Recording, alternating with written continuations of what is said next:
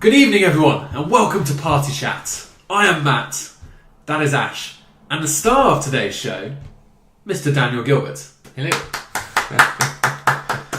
So the reason that we are giving Dan the applause is this is part 3 of our 3-week segment we've been doing here on Party Chat, where we've been doing our top 10 games of all time. You can find the video where I did my top 10 right here, and then Ash's here. Probably won't work. No. In which case, I'm just being an idiot. Yeah, but hopefully, if he doesn't get that right, down below. Yeah. We'll see how it goes. But yeah, today Dan is going to be doing his top 10 video games, so not really much else to say other than take it away. Right. Wow us. Right. Well, like you guys, I started listing games, and someone went, "Shit, I don't want to narrow this down." It is hard. This is actually quite hard. So, like some of these, yeah, they've got a lot of nostalgia attached to them. Other ones are ones that I thought were good, like really good games overall. And it's kind of that mix. And it's like, so I threw some out simply because it's like, well, that one kind of led to this one. I thought this one's a better game. So there's some logic in there, and some of it's You just could like, do some. no, I just like this game a lot, and I don't care. Are you going to do? Are you going to do honourable mentions at the end as well? Have you got any? I've got a few, so you'll see where we'll go from there. So start off. So we're going from 10 to 1 as Yes, same as the 10 other to way. 1. So people have to stay to the end to find out what your favourite one is. Okay, so starting off, it's a combination of two games simply because they came out at the same time. It's already using caveats. And it's Pokemon Silver / Gold. Okay, Because it's basically the same game, It is, slightly yeah. reskinned. And That's fine. the reason I've gone with this one is because I think, realistically, it's probably actually the first open world game that I played. Yeah. Because it's like full on exploration, you could go out and you could go wherever you wanted, you weren't forced down a linear path, and so on. And in addition to that, once you completed the game in the Silver Gold ones, you got to go and play the Red Blue game straight after. So you actually got 2 games out of it.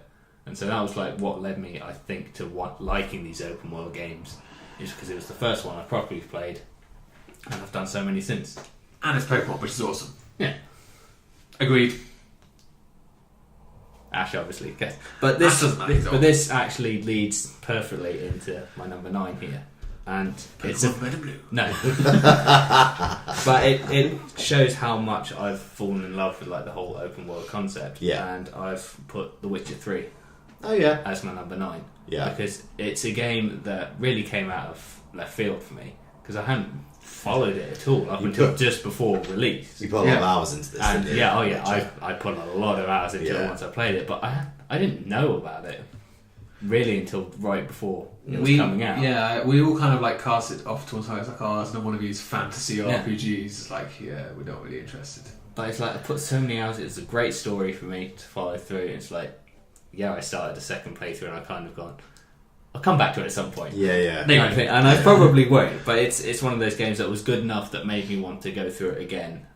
Well, At that says least- that at does least the say that intention does say a lot of- about the game. Yeah. And wasn't that like straight away afterwards? You were like, as soon as you finished it, you're like, right, again. Pretty much. Basically. And then obviously other games were coming out and stuff. Yeah. So that's another one. It's like that shows the extremes of where that open world idea has gone for me. Yeah. That's right. Number 8 is the only racing game that I've got in here, but I wanted to include one, and I thought about it because I've played a few, but I've gone with Need for Speed Underground 2. Yeah. It's like I did really like the original one Yeah. as well, but what pushed this one ahead of the original is just the fact that it was, again, open world element in this was rather than you just having to pick the levels and play them, this was the one where you could actually drive your car around the city. Yes. And so you had all that little immersive stuff, you had more customization in your cars. And I remember like actually, I only found this out when I was looking through because I was looking for the dates and so on for all the games just in case I needed them. Yeah. Turned out that on the PlayStation, like the Peugeot 106 or whatever, was a console exclusive. 'Cause each console had like its own additional car. Yeah. And that was like one of my first cars in the game. And I used that car all the way through. Basically, I beat the game using my Peugeot. That was the best thing about the game is like you could. there's certain racing games where it's like, no, you can't put that on that car, don't be stupid. But Need for Speed was like, you want to put it on it, it's fine. Yeah. But it's like I had other cars in that game, and I tried. I think like the very last thing was a drag race, like to win. Yeah. I'm remembering it right. I think And it my was. other cars just could not get the speed, and I ended up somehow winning with a Peugeot 106. Everyone knows it's one of the greatest cars ever made. I do like. I used to have one. I do like the Need for Speed old games. Yeah, I'm not so keen on the newer ones, but yeah. That's it. It felt more like just a general street racing game. It didn't have all the cop stuff thrown in. It didn't have the weaponization of the cars in any shape or form. It didn't have all of this tech stuff. It was just driving. And the drag racing, man. That's the one thing I really miss about the new Need for Speed is that it doesn't. It's got the point to point. It's got the circuits. It's got the drifting, but it doesn't have the drag racing. Yeah. And it needs. That's the one thing that I really feel they've missed. That's almost like the big thing about street racing, really, isn't it? It's just like that. Yeah. It is that just quick drag race and you're done. Yeah. And the way they incorporated the everything else, you could use automatic gears, but you had to use the manual, and it was all like they had the thing up the side, didn't they? Yeah, to time. like, it was all timing based. Yeah. The NOS and a good soundtrack as well. Yes. Always. Right. Number 7 is a game I don't think either of you will have played, and that is the original Killzone that came out on PS2. I played it. Did you? Yeah, it was a good game. I didn't. I enjoyed it. It's like it was another game. It was a first-person shooter. That's what it is. But the elements within there was you ended up with 4 characters you could play throughout the whole game. You sort of like pick them up along the way, and this was the first time I'd seen this in a game where like the levels changed depending on which character you were. So it's like the overall scope of the level was exactly the same thing, but there was like you had one stealth person, and then you had someone who was actually like almost like a double agent kind of thing. So they were actually half Helghan, which is the other species involved in the game, half human, and they could walk through the booby traps that would go off and actually hurt a human. And so like what you had to do as your objectives would change on that, which I thought was really interesting. It basically made the game like 3 times longer than it. Yeah, because you could replay it with those different characters. They all had their yeah. different traits and so on. But it's like it was a good story as well behind it. It's like I'm actually kind of disappointed by the follow-ups because they didn't stick with all those characters, which would have been nice. They kind of cast aside most of them. I think it was the best story as well. But yeah, it's like Definitely better than 3. Yeah, it was just a really enjoyable first-person shooter. And it's just like little attention to details and so on as well. Yeah, within it for a PS2 game. At the time, it was like, this is the new console shooter. Yeah. And then Call of Duty was like, yeah, fuck you. Yeah, basically. Yeah. Number 6, and this is probably my biggest influence by nostalgia, is NBA Jam on Sega Mega Drive. Yeah. And like this, I think this is probably the first game I can say I completed. Could you complete it? Yes, because in order to unlock Turbo Mode, you had to play every you team. had to play, or you had to beat every single team. Yeah. And so on. So I remember doing that, and this was a game that I played a lot with my brother as well, and so on. He's not a massive gamer in any shape or form, but this is one of those games that we did sit down. I was going to play say a lot. the Mega Drive. That was one thing it focused on was like couch co-op play of a lot of games, didn't it? You know, all of them. Older generations all did because you didn't have to worry about like compromising on graphics. Yeah. It's just a lot easier to do. Yeah. It was a good game. It was. I was the exact same with you. It was a lot of fun, and it's like it's one of those things when Sega bought out their like Master Collection or whatever it was for Sony. Yeah, it was like 30 odd games or however many they put on there. That was the one game where it's like, if that had been on the collection, I would have bought it just for NBA. Yeah, it wasn't on there. But it wasn't on there, so that's why I didn't end up getting that. I don't think it was owned by Sega. Wasn't it an Acclaim game? I can't remember. I don't know. But that's basically where my thought was. Yeah. Because I love that game so much, I would have bought a whole mass of them just to play that again. We'll have to. I've got it kicking around here somewhere. We'll have to get it out and play it on the Mega Drive at some point. Although I don't know if I've got 2 controllers for the Mega Drive at work. But it was over the top and ridiculous. Yeah. But it was just fun. Yeah. Pure fun. That's what you want. That is what you want. Right. Number 5 is Uncharted 2. Hey, we all agree. We all agree. The Uncharted best 2. Yeah. Uncharted. It was. Yeah. I mean, like I said, I never played 1 when it first came out, and trying to play through it now, I don't like it. And I think, like you guys, the story in 2, I feel was just better than 3 overall. Yeah. Yeah, 3 had its improved graphics and stuff like that. It had its nice locations. But Yeah. I found the gameplay in 3 a little bit more I know what you mean. by comparison. I would, yeah. I mean, So that's overall, the same. the package of 2 for me was better. Yeah. You're right. He said package. Number 4 is the original Call of Duty for the PC. Yeah, good game. God. Really good game. Yes, because The best Call of Duty it, still. it changed first-person shooters for me. Yeah. Like, previously, it'd been like the Medal of Honors and stuff like that, where you're that lone wolf, like continually of Army or One, just go down there, destroy everything the Germans are doing. But like this one, dropped you in. You've got actual NPC squad mates who are supposed to be helping you out. Well, Like, they I'm do to an extent. I can't actually remember how much they actually shot anything, or whether they were just there to make you feel like they were shooting It stuff. wasn't like some shooters where they were a detriment to you, where they were just getting your way. No, it's just like, but they would just, one would die and then another one would run in from behind you. It was like a continual spawn of Yeah. like your squad mates.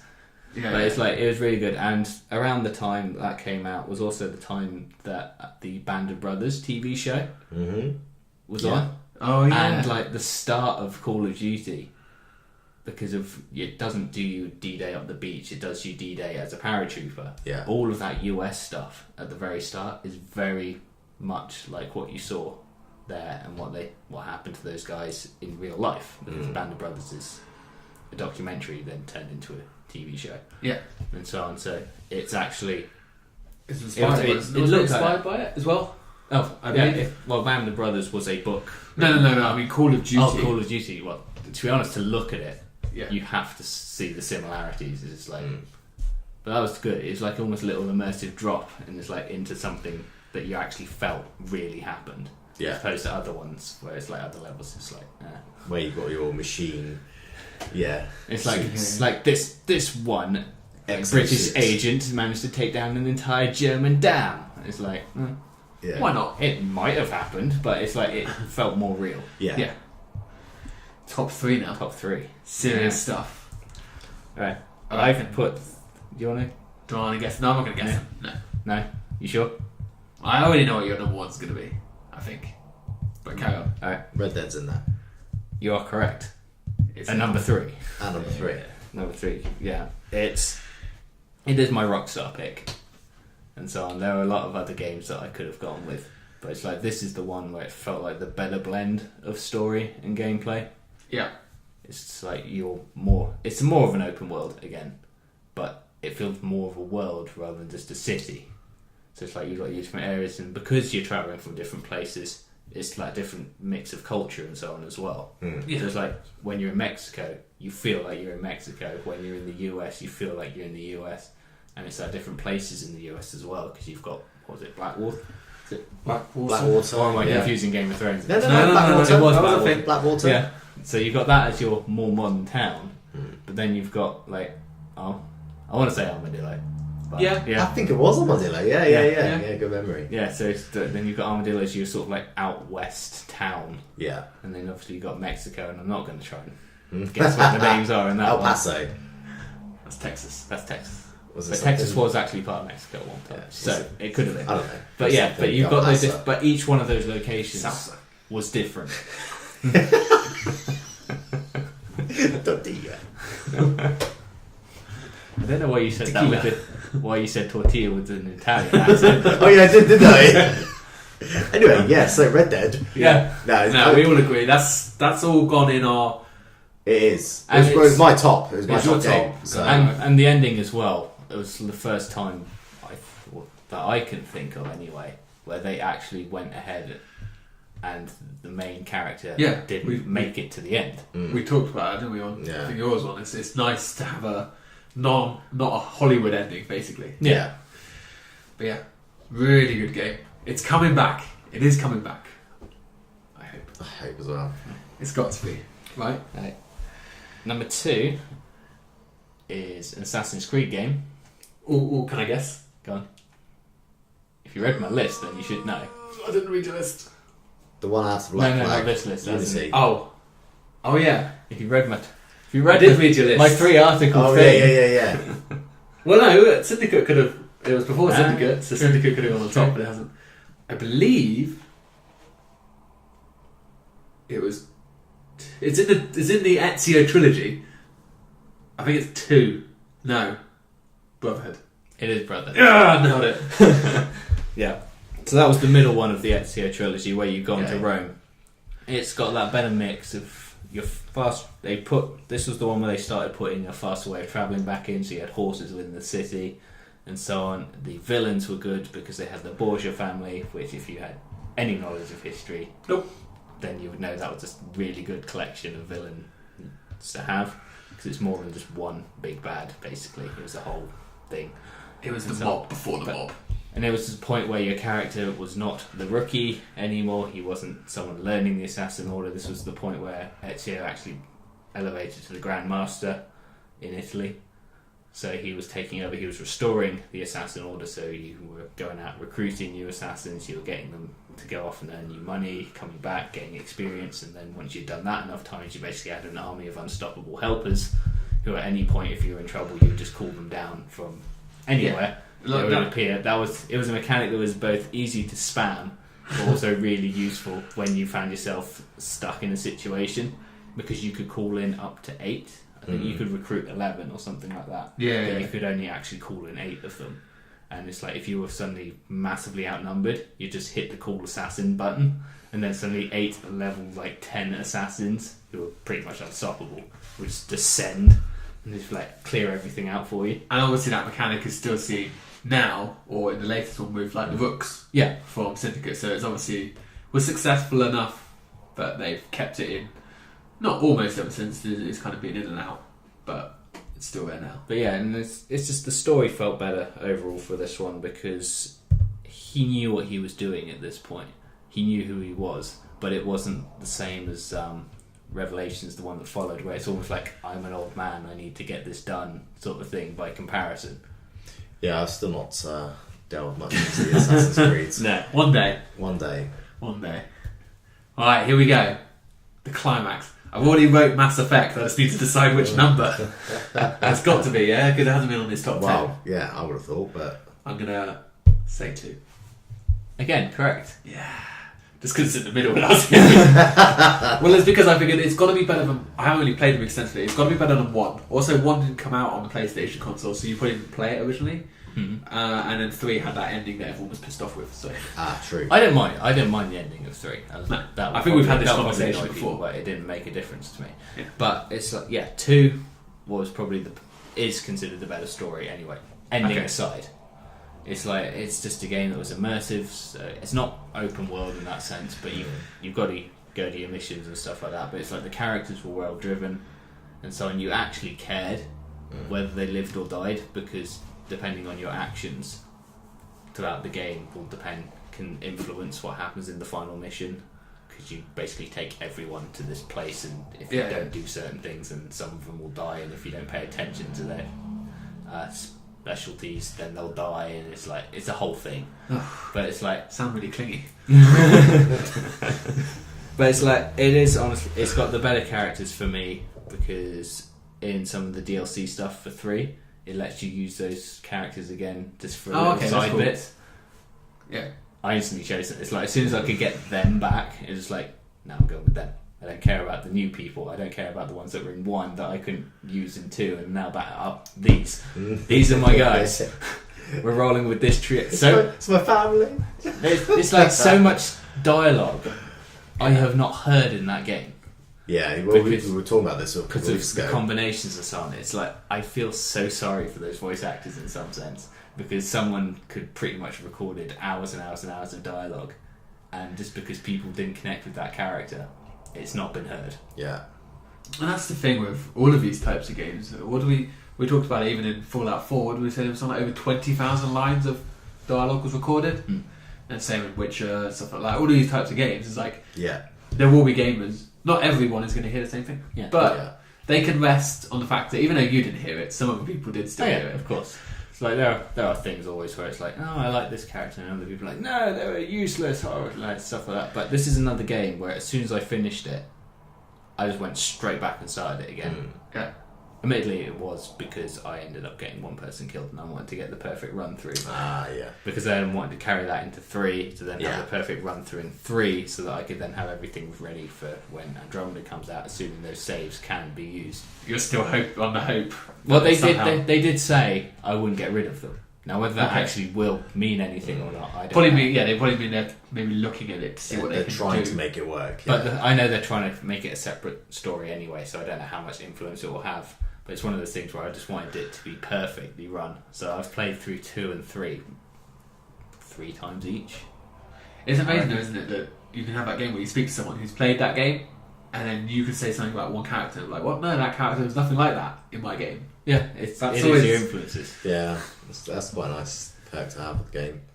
But yeah, good list, good choices. I knew I had a feeling Mass Effect might come out on top, or at least be in your top 3. So when I hadn't heard it, I was like, well, it's got to be somewhere in the top 10. Yeah. It's good to I think what's clear from, now that we've done all 3 of us, I think it's clear that, Red Dead and Uncharted 2, games that all 3 of us, very much like when we look at all of the games we could have all chosen. Yeah. And, between me and you, I can't remember if, no, you did have one, but between me and you, we didn't even have a GTA game in there. No. Interesting. Yeah. Is there any honourable mentions you Yeah. want to include quickly? Very, very quickly, my honourable mentions for GTA 5.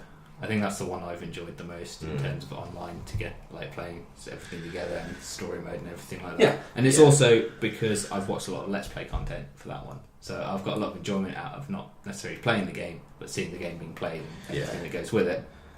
Far Cry 4. Yeah. I did enjoy 3 as well, but I think 4 was a much more fun game overall. And then 2, which are much more nostalgia based and so on for me than anything else. X-Wing versus TIE Fighter on the PC. God. Bloody hell, yeah. Yeah, but I played a lot of that, and that's just Forgotten about that game. and it was just a fun flight simulator, but obviously Yeah. it was Star Yeah. Wars skin. It didn't have any massive story behind it. It was fun to play. Fun to play, yeah. Yep. No, it was. And then finally, Conflict Desert Storm 2 is another one that I played Love a the Desert Storm. hell of a lot. Love And so on, especially with They were friends at good school games. and so on growing up, and it was just one that I could just play over and over and Yeah. over and over and over. Yeah, they were good games. Good list. Good choices all round. With the exception of the fact that you think that silver is better than red and blue.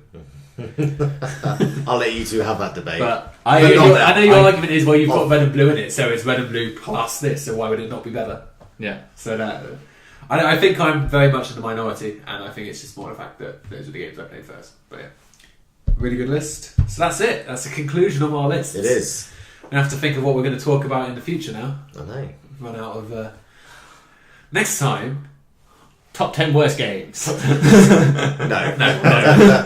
So there we go. There is Dan's list.